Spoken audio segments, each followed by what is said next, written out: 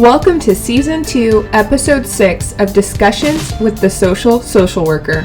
Madelynne Meyers and Bailey join me on the show, and we discuss our individual duality and the struggles we have had as women to truly understand and embrace our duality. Madeline is a graduate of Vanderbilt University with a bachelor's in molecular and cellular biology with minors in chemistry and Spanish, and a master's of public health. Madeline is a fierce advocate for gender equality in STEM. She speaks firmly and regularly on gender equality in STEM and has publicly spoken out to the United Nations, Capitol Hill, and for the National Public Health Association of America. To further advocate for gender equality, Madeline engages with her state's congressman and sits on the board for Earhart Club, promoting young women's curiosity in STEM. A fun fact about Madeline is that she is the reigning Miss Tennessee for America, and she has held the titles of Miss Kentucky USA and Miss Kentucky United States. Please welcome Madelynne Meyers. Bailey is a recent graduate from Georgia Tech with a computer science degree. She now works full-time as a program manager for Microsoft. She's passionate about making technology accessible and encouraging others to do what makes them happy, regardless of stereotypes. She's previously volunteered as a computer science teacher at Warden High School and placed second runner-up at the 2019 Miss Washington USA pageant. Today, Bailey is quarantining in Seattle with her college sweetheart Will and perfecting her fried chicken biscuit recipe. Please welcome Bailey Bursick. Hey y'all, it's Sarah, the social worker, and today we are talking about embracing our duality. Today we have Madelynne Meyers and Bailey Bursick. And for those who don't know what duality means, duality is an instance of opposition or contrast between two concepts or two aspects of something, a dualism. So examples, you could be beautiful and smart, feminine and strong, humble and proud, or kind and ambitious. So today I get to talk to two of my closest friends, and I'm so excited for them to be here and kind of share their stories and experiences. So if we can have Madeline, if you'll just kind of tell us a little bit about yourself. Yeah, so I'm originally from Louisville, Kentucky. I live in Nashville, Tennessee now. I was a former Miss Kentucky USA, then Miss Kentucky United States, and I'm the current Miss Tennessee for America. So I love pageantry, but on the academic side, I graduated from Vanderbilt in 2017 with a degree in molecular and cellular biology with minors in chemistry and Spanish. And I just finished my master's in public health with a focus in health policy.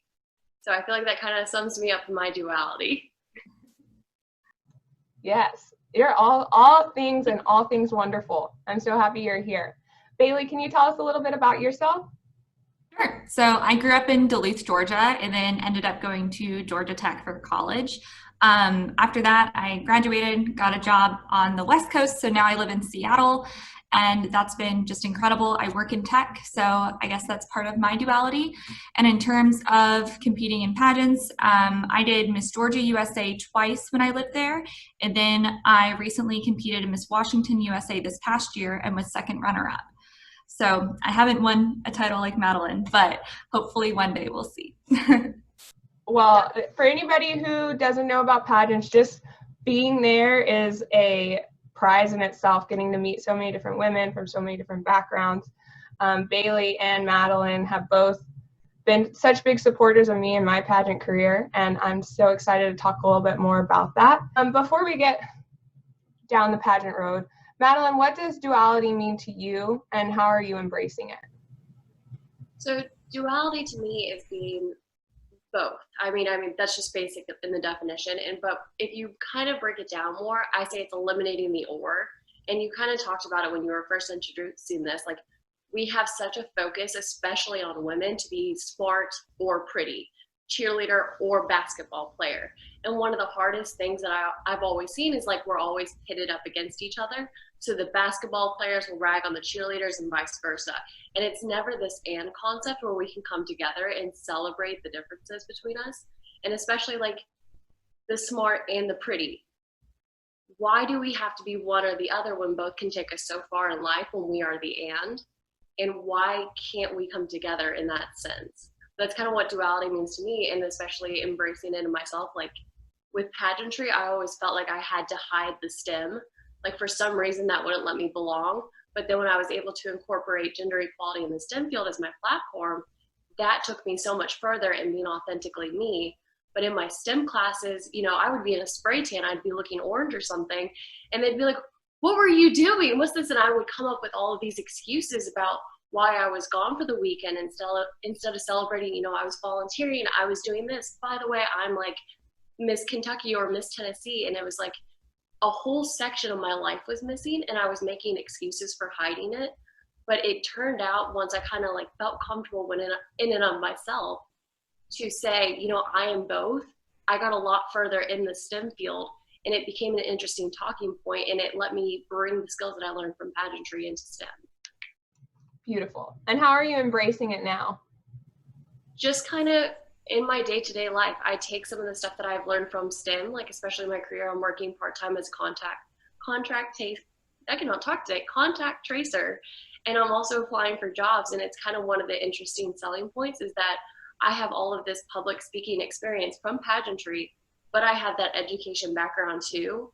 And I feel like that helps me be a complete package when I'm selling myself to future employers.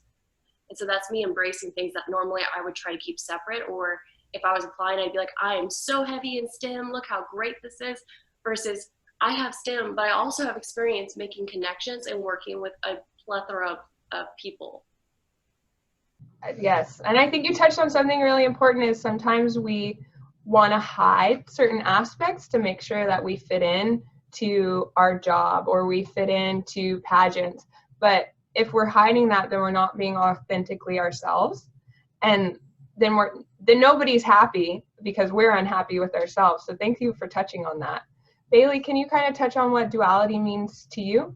Yeah, I think that, and duality implies two, but I don't know if there's another word that has more than two, but I feel like in society, we like to put women in categories or in boxes. And growing up, I would always hear, oh, these are the preppy girls, or these are the athletic girls, or these girls aren't like other girls. And I feel like that can kind of put up walls where there doesn't necessarily need to be, and that not every person fits into this stereotypical archetype of what somebody should be who is in a certain category. So I think with us talking about embracing our personal duality, it's embracing the fact that you don't have to fit in a box, or you are not a category. You can do things that make you happy. So like with Madeline, you know, doing stuff in the STEM field and then also being in public speaking, like that is so powerful, because I feel like a lot of people don't have, or they have almost all their eggs in one basket, or have just one skill that they hone really, really well, but don't focus on others. I started reading this book, actually, it's called Range by David Epstein. And I heard about him on like a podcast before. And then now I'm like, just started the book. I'm on like chapter 2. But he talks about how a lot of pro athletes or just really successful people also have something else that they're passionate about. So I think he talked about, there's a tennis player, I'm blanking on his name, but he played so many other sports prior to becoming a pro tennis player. And so all of those other sports really strengthened his ability, instead of just being, oh, he's a tennis guy. Like he had multiple other aspects and other cross training that he did. And he goes on to talk about like other really successful people who are also musicians, but scientists, or just, you know, step outside of those categories. And I think those experiences make you stronger. And Madeline, you also touched on like being in your spray tanning class and people being like, what are you doing? And I think even at work, I've kind of fallen into where just accepting that I don't have the same hobbies as a lot of my coworkers, but also embracing that that's what makes me different, and understanding that they probably have things that make them different as well. And that's okay. And that's awesome. And I think that people express confusion at first just because they're not familiar with it, right? Or they haven't seen that before. So I think that learning to embrace it is just discovering what you like and doing it regardless of what other people think. And so what are you kind of doing in your daily life, Bailey, to embrace your duality or your multiple things, that all the wonderful things that you are? Yeah, I think probably the biggest step, and Madeline, you touched on this too, but just finally being open with the fact that there are multiple sides of you and multiple things that you do outside of your day job. So I think before, and when I first started working or when I first started interning, I would kind of hide it, and like it would be a big secret that I had competed in pageants or that I was interested in things. And I remember for my first internship, I actually bought a lot of clothes, and like I bought Glossier makeup and stuff that was like barely there, and clothes that I felt made me blend in more with like the tech girl category or that tech girl stereotype, because I felt like I needed it for people to take me seriously. And I think over time, I've come to realize that people might have a conflicting view of you just because they first meet you. And now in my day-to-day life, I feel like it's more because I'm so young. And so that's something that I feel like is uncommon for what I do right now. But definitely, you know, competing in pageants, or when coworkers find my Instagram and they're like, oh my gosh, I didn't know you did this. And it's like, it's not a secret, you know, it's my first and last name. I'm not hiding anything that I'm doing there. But I think that now embracing it, talking about it, and surprisingly, a lot of people think it's really cool. So I feel like people ask a lot of questions that they're like, oh, what's the difference between Miss America and Miss USA? Like, how do you feel about swimsuit? Like, what, you know this person in this picture and stuff like that. And I think that that's really fun and just something uncommon that they're not used to. So also taking those questions in like an innocent way, that somebody's just being curious and not that they're coming from a place of judgment. I think always assuming best intent with people is important, because just because something's unfamiliar doesn't mean that something's not good, right? So really coming to embrace that both in my professional life and in my personal life. And also with pageants, you know, not dumbing down what I do for work or watering down, you know, what I do to make someone else comfortable. I think early on somebody told me that you never want to outsmart a judge, and now I'm kind of thinking, you know, maybe you shouldn't be a pageant judge or like on that table if you're nervous about, you know, a young woman outsmarting you or making you feel inferior, because the whole point is that you have so many incredibly talented people. It's like the self-care Olympics, or like the just so many incredibly motivated, talented, you know, women who love themselves and are doing everything to the maximum of their ability. So I don't see how passion could be a negative thing there.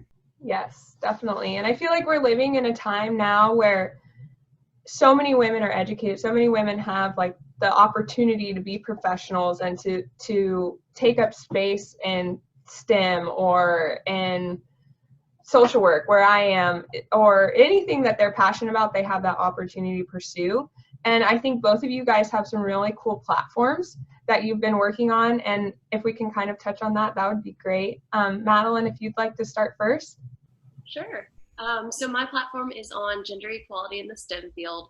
And I kind of got passionate about this because like going through undergrad, I often found myself like the only girl in the classroom, or even when I was going to find like internships or shadow, I would always be paired with like a male physician or a male individual, and they're wonderful, but like it was very hard to relate, you know, things that I was going through with what they were going through. I mean, as much as we don't want to talk about it, there's like reproductive issues, like our bodies have not changed. There's stressors with like family life. And I've been asked before, you know, how would your husband feel if you were doing this? And I realized like these conversations were never asked to my two brothers, and they're wonderful, but no one has ever asked them to pick between a family life and a job. And it kind of got to a point where my platform first came about, like restructuring that conversation we have with our daughters and like our sisters, and it wasn't enough. Like that's what I kind of felt like. It was like, okay, this is a great thing to kind of tangibly do.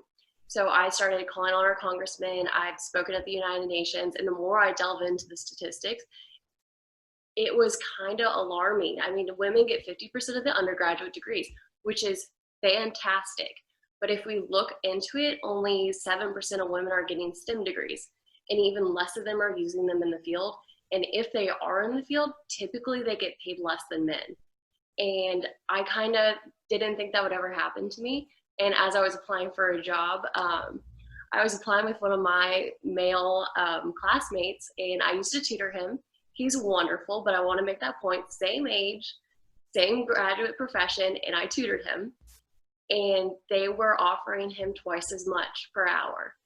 And the only reason why I knew that was because I had such a relationship with him. Like, we could discuss like finances and everything. And he actually turned down the job too, because he goes, I don't think that's fair for you. And I was like, that's an ally, 100% right there. Call him out. And I called them out too. I know, I'm very proud of him. But it's so startling that even now, as a 25-year-old, a young professional in a pandemic, that I'm having to fight the stereotypes that exist. Like, and I asked, I was like, what credentials did he have? What was this? And they were like, well, just overall, he was more qualified. I tutored him.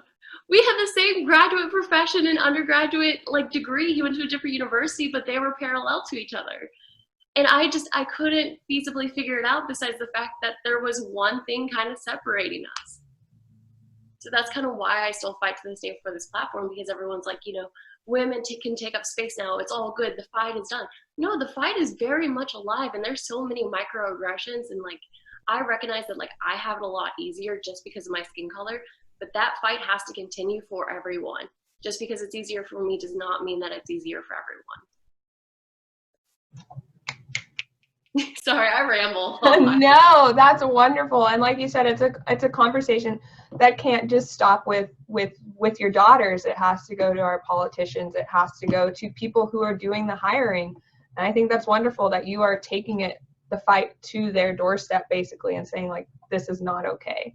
And so thank you for inspiring me to speak up more for that as well. Bailey, go ahead. I notice a lot of people get very uncomfortable with statistics, and I found that to be one of my like most powerful weapons, especially when you can kind of prepare for, well, did you know? Well, actually, and I had people come to me up at events, and they would pull me away they would grab my arm and pull me to the side, and they would look at me very desperately, and they would say, women are not equal to men. And I was so ready for it, and I would be like, you're right, we're better. And that would just completely throw them off, and I would walk away. But it was just like, you had to be ready for all of these conversations and what ifs that they had prepared, because people want to have this argument and they want to prove you wrong. But with these statistics that we have, I think we're set. Sorry, but I get very passionate about it. No, and that's wonderful that you are passionate about it. And I think seeing somebody who is relatable like you, and you're not like scary about it, you're not like throwing it in my face, but you're taking the time to educate me on it and other people as well. And I think that that's how more productive conversations are going to happen, when we take the time to relate with somebody else and meet them where they are. And I think you're doing a great job, so keep it up. All right, Miss Bailey. Yes, ma'am. So first of all, you're the person you were tutoring who did that for you. That is what all men need to be like, especially because I feel like that happens so often. And I feel like, with some of my friends now, we discuss, what was your salary or what was your bonus or what offer did you get? And it feels so taboo. But at my first job, or my first like real office job, I remember finding out at like a party that half of the interns were making dramatically different hourly rates than I was.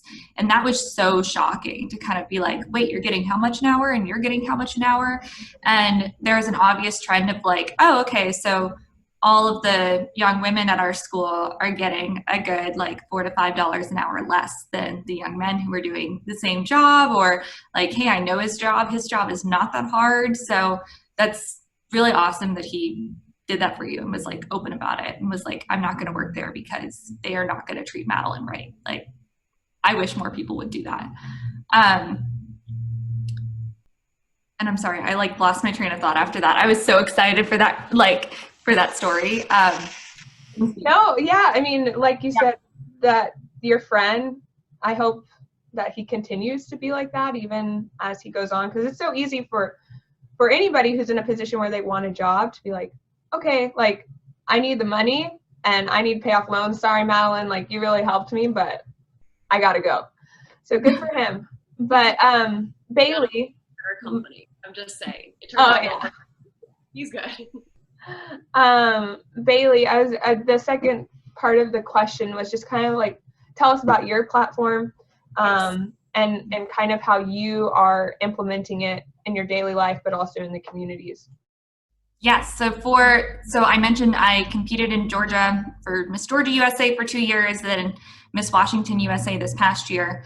And something that's been really important to me, and I think Madeline and I have a lot of parallels here, both being women in STEM, but my grandma was one of the first female electrical engineers in the United States. So growing up, I heard a lot about that, and I was like, wow, my grandma ended sexism. Like that was, the thing that I had in my head of just like, cool, it is done.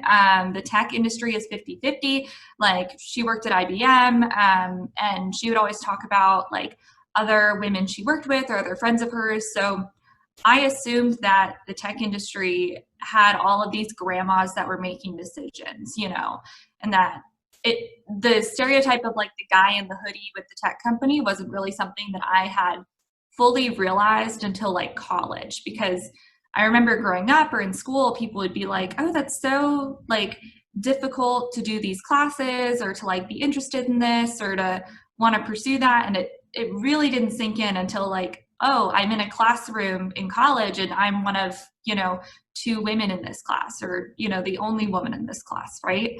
And I think that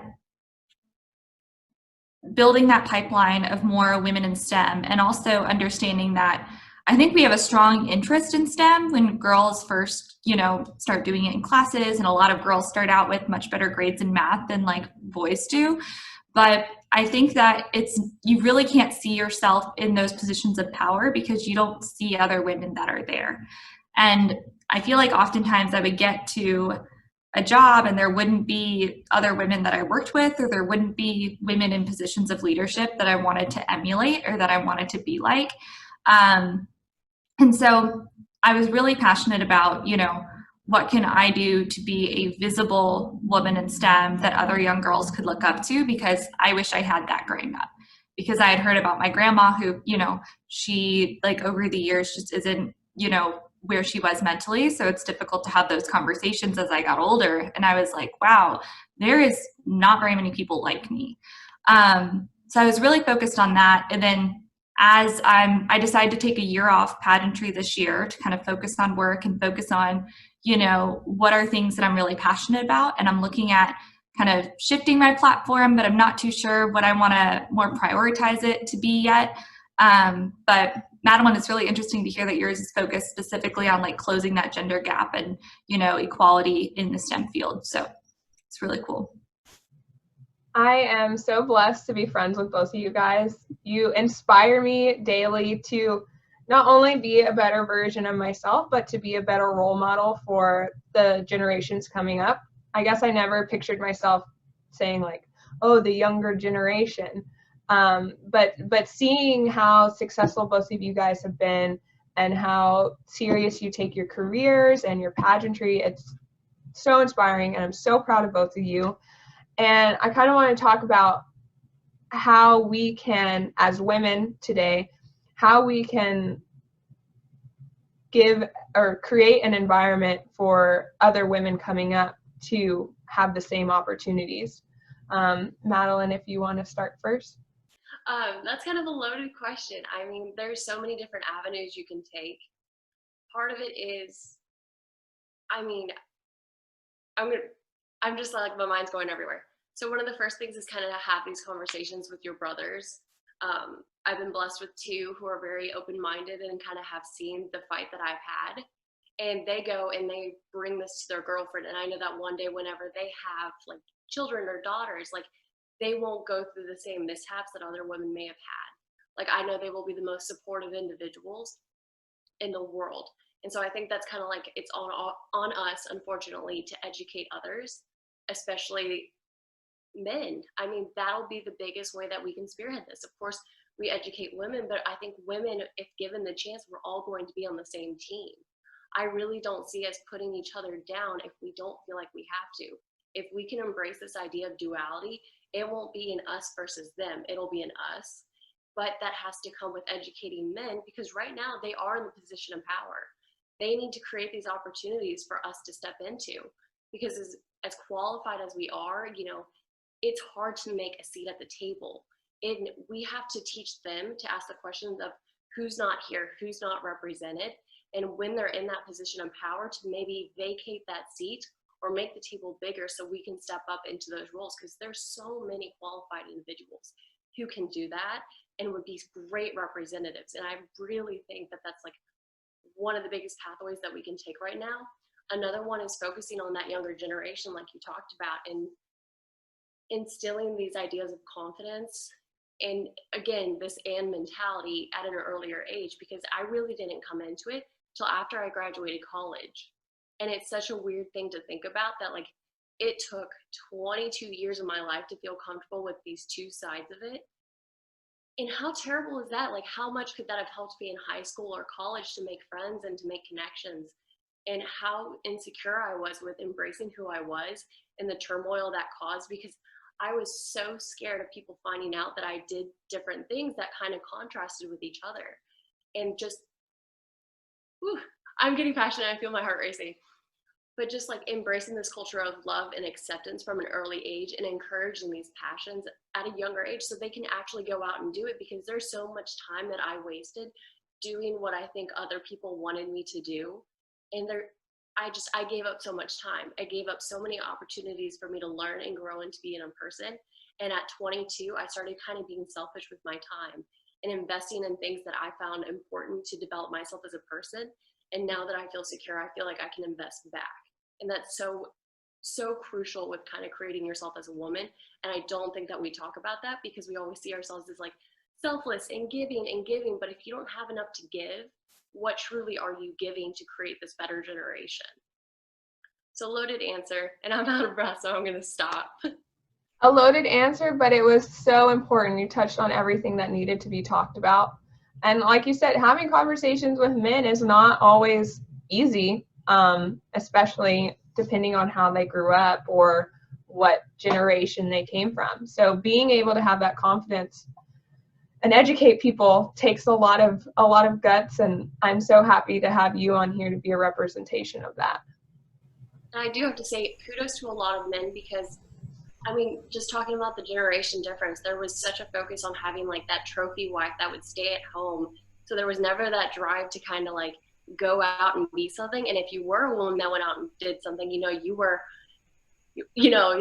kind of like an untouchable. Like, you didn't socialize with men. There was something wrong. And they would always say like, well, aren't you sad? Your life must be so miserable. And it's like, now we have men that are like, yes, they are our cheerleaders. And that's so big for our generation. And I'm so proud of them for kind of changing over.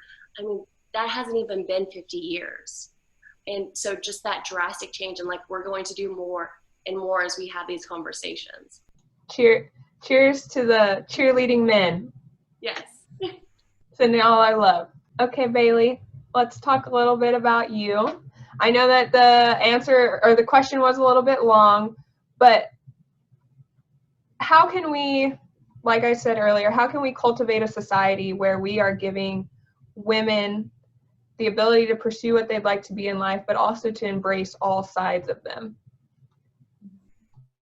So with that, I think Madeline, again, very parallel lives, because growing up, I was always told that I wasn't like those other girls. And I feel like I developed this idea that other girls were mean, other girls were really vain, other girls, weren't very fun. And I feel like that was something that I internalized so much that I almost wanted to hide certain interests of mine. Like, I would pretend like I didn't, like me as a preteen, I would pretend like I wasn't listening to pop music, because I was like, oh no, I'm not like that. Like, I listen to really good music and music you wouldn't know. Like, I totally fed into that narrative of I'm different, pick me, aren't I great? I'm not like these women. And I think that that's such a toxic mentality and really feeds into that insecurity of I'm not doing the things that I want to do. And so therefore that's the right way of doing it. I also think growing up, I was so obsessed with like stacking my resume for college apps. And then once I got to college, looking at, what goes on my resume for a job and thinking about, am I joining this club or am I doing this activity because I think someone else will think it looks good and like I'll fit into this perfect, college student application, or I'll fit into this like great job description with hobbies that perfectly align with the role. And I was really neglecting the part of myself that wanted to do things that weren't necessarily in my field. So I think for creating that society where people feel more open about doing these things, focusing on the things that make you happy, regardless of, if that makes you like a fictitious category of woman or, like this applicant that you're trying to be. And then I also love that you touched on, having allies, Madeline, that I think that a lot of people just don't understand that it can be really risky to reveal a certain interest, or it can be kind of risky to show yourself in a way that other people might think is unprofessional. Like, I've gotten a few comments about competing in swimsuit, but then again, I've seen pictures on people's desks, of their family at like a beach vacation, and I'm thinking, what's so different about that? Or people I know who compete in bodybuilding competitions, and what's so different about that?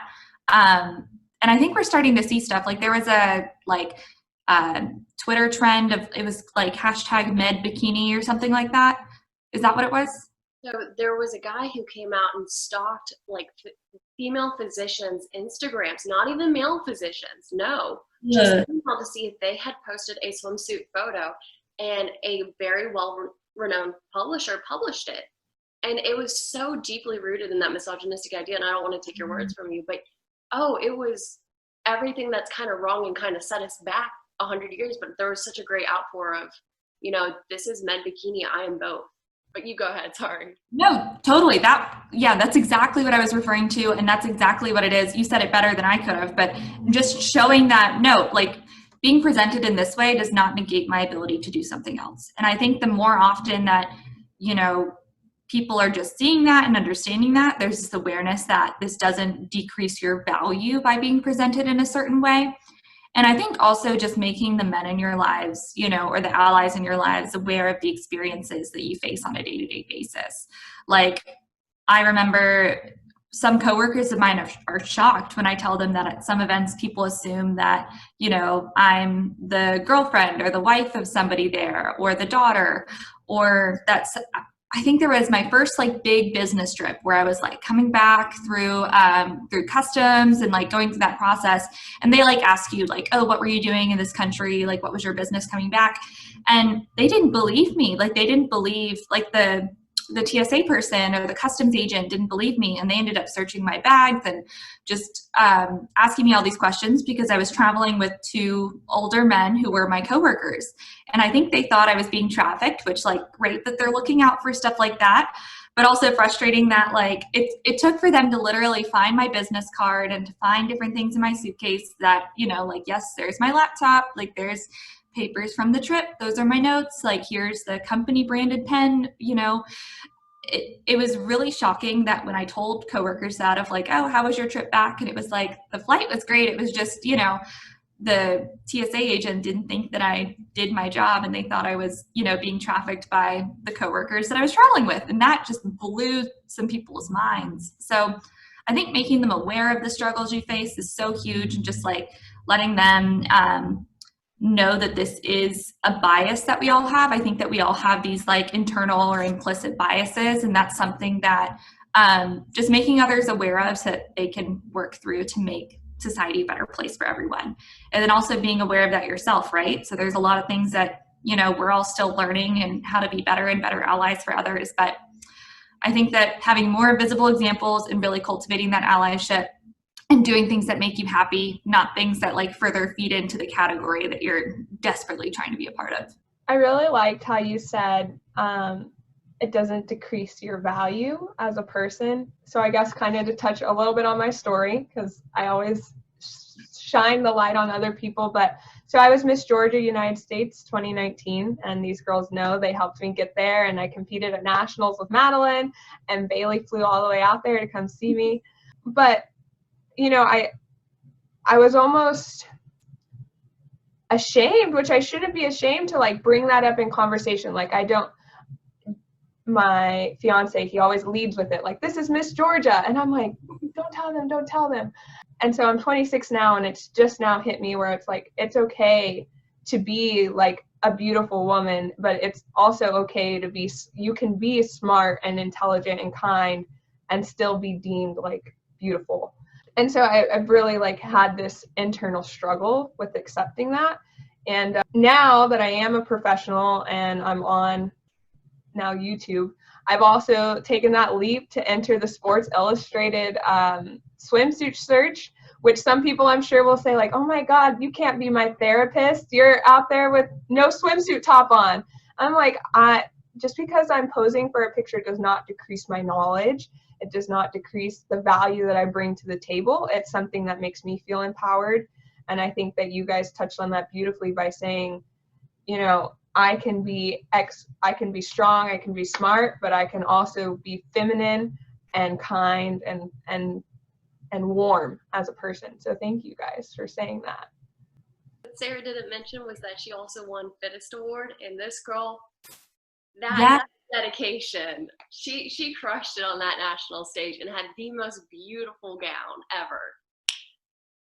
Well, thank you. I appreciate it. I'll have to do a video on my personal pageant journey and show pictures, because I think sometimes people they say like, oh, you're a social worker, and I get like pitied for it, like, oh, that's God's work, or like, thank you so much for taking the time to help those people. And like, those people are people from all socioeconomic backgrounds. It's not like I'm in the working with the poorest of the poor, which sometimes I am, but that's not all I do.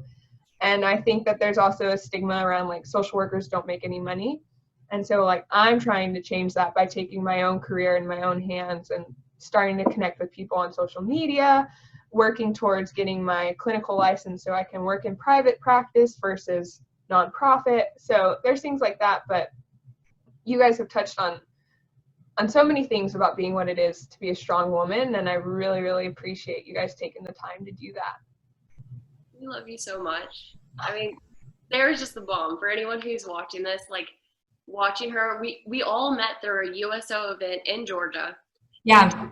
By some random event, we kind of ended up in Sarah Joyner's fiance's car. We were all going to go out after we had worked, and it ended up making the closest like sisterhood and friendship, and we had so many interests, and I've seen them both separately and together.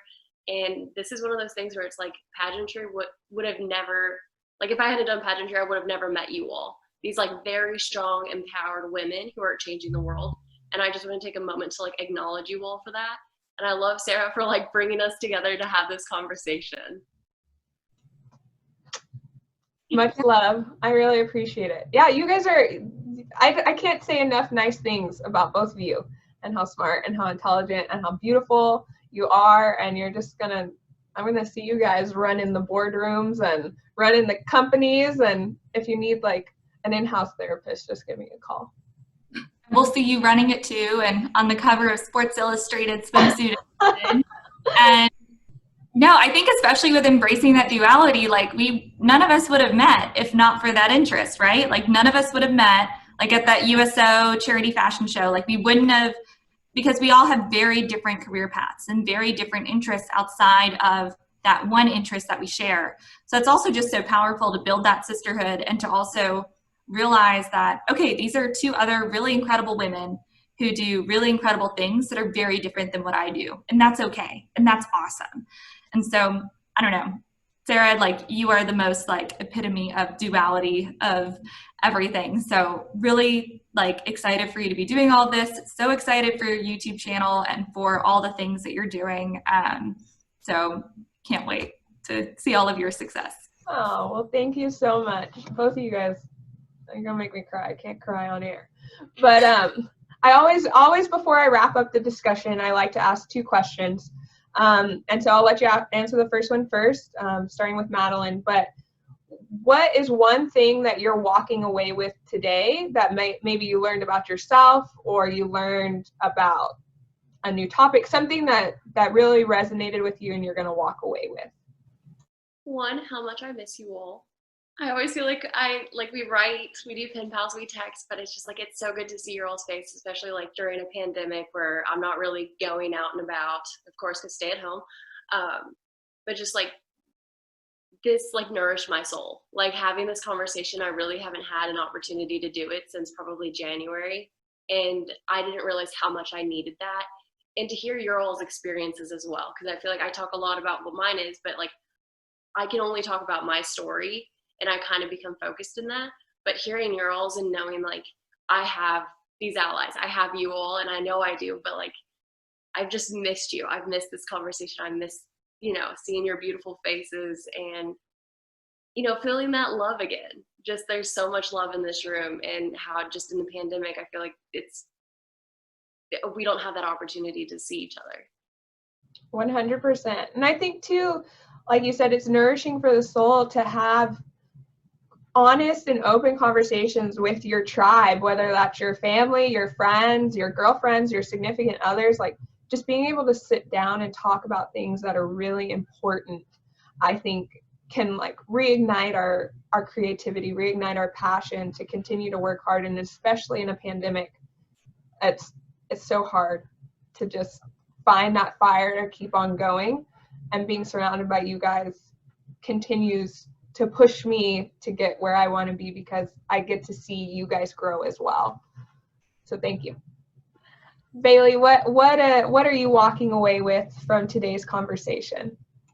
I feel like I echo that a lot, that like I feel really energized. I think that you're right, that since the pandemic and not being surrounded by you all, or not getting to, be in that pageant element, it's hard not feeling that same energy. Because I feel like whenever you would go to an event or be around, other women involved in this, I would just feel so excited to do the things that I was doing, because it makes me really happy to hear about both of y'all doing really cool things. And so it's exciting to hear, oh my gosh, you're a contact tracer, you're doing all of these cool things, you have a new title. And then it's exciting to hear that like you're doing the Sports Illustrated swimsuit search, and you're moving, and you're like just all of these really cool things. And it's like, oh yeah, like I'm gonna take that through the rest of my day and the rest of my week. And it's making me realize that I really miss that. And you're right, having these conversations with whoever your tribe is, or whoever that group of people who makes you feel really good is really important. And I feel like it's harder to do nowadays, especially because the three of us live in different states right now. So it's really great to have these conversations. So I feel really energized, and that's something I'm taking away. Beautiful. I love how you guys answer direct and straight to the point. So good. So part 2 of the question is, if the people who are watching, what is one thing, if nothing else, that you want them to take away from today? Me? Okay. I know it's cheesy, but be authentic to yourself. Especially with like the amount of time I spend on social media is kind of atrocious. Like I've started setting alarms because it's scary, because that's all I can do right now. But everyone's Instagram is a highlight reel. Don't be comparing yourself to what someone is posting. Like, they may be on a beach, but that's been in their camera roll for a year. There's so many other parts of like the story that like you don't know, and you are so worthy, you are so loved, you are so appreciated, and there's a spot in this world for you to be you, and in your whole self you. And don't diminish yourself to try and fit into these boxes that we talked about today. Like, if you can bring, I am your name, and I am here, that is the most powerful thing you can be in the world today. That's so true. There's not enough snaps Yeah. in the snap cup to pull out. But yes, social media is 100% a highlight reel. If people saw how many pictures I had to get the one picture, oh my gosh, they'd be like, oh, Sarah's just like not as photogenic as she thinks she is, because she's over there taking 1,000 pictures to get one. But yeah, don't compare your lives to whatever you're seeing on social media, because it's only the parts that they want to show you. I have 30,000 photos on my phone, and I just got it this year. Oh. If that tells you how many ones I have to get something to post on Instagram, like that is terrible. My phone hates me. Yeah, goodbye iCloud storage. I'm sure mine is like upgrade. I'm like, sorry, can't, not right now. But all right, Bailey, what can we walk away from if we walk away from nothing else, or if we walk away with nothing else? Focus on being you. So don't do things to make other people happy. Do things to make you happy, no matter what they are, whether they fit in your box or dip into another fake box that society has put up to categorize you.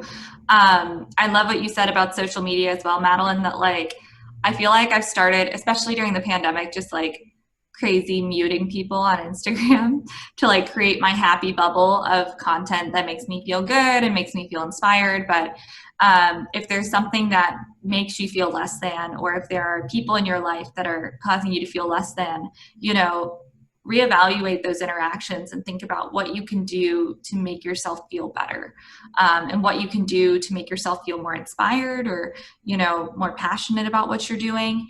And so, yeah, really don't limit yourself to satisfy other people's beliefs, because like you, I wish I started earlier with embracing who I was. I feel like that took years, like well into my 20s. And so if I had started at like 13, oh my gosh, like where would I be now? So be you, and don't let other people's either opinions or actions diminish that.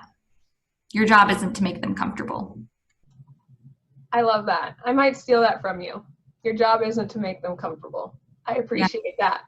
I love you. Especially in my field of work, I think people are like, oh, well, I'm coming to see you, so you need to like validate everything that I'm telling you. And sometimes it's like, I'm here to help you fix what's going on the inside. And if I continue to enable these behaviors, we're going to be here a year from now still in the same spot. So yeah, I really appreciate that. It's not your job to make them feel comfortable in any aspect. You take up space and you be the best version of yourself. Mm-hmm. I've had people who, you know, I think to them it's probably coming from a space of, you know, where I would online mute somebody on Instagram, but where in real life it's like they just don't want to hear about, you know, what I'm doing, and they'll ask me about something that I'm doing or about like my weekend, and then I tell them, and then it's kind of like, well, you know, as if that wasn't something they wanted to hear. And it's like, well, my job isn't to make you comfortable. Like, that's not, you know, I'm not telling you this for your benefit. I'm telling you this for mine. Like, right. You want to know, or like, this is me. I'm not going to diminish what I do, or like not talk about things that make me happy in order to make you feel better, because that's not priority for me. Yes. Life is not what is it, like rainbows and butterflies. So it's, you know, we can't live life through these rose-colored glasses. We have to take it as it is and work to make it better. But if we don't have those difficult conversations, I don't think we ever will make it better. So it's important to be surrounded by people like you two, who I truly appreciate for coming on today. So again, Madelynne and Bailey, thanks for being on the Social Worker. And I really am so blessed to have you guys here. For everybody watching at home, don't forget to like and subscribe to this video, and we will see you soon. Thank you for supporting Discussions with the Social Worker. To stay connected and current with our content, follow us on social media and subscribe to our YouTube channel. Thanks, y'all.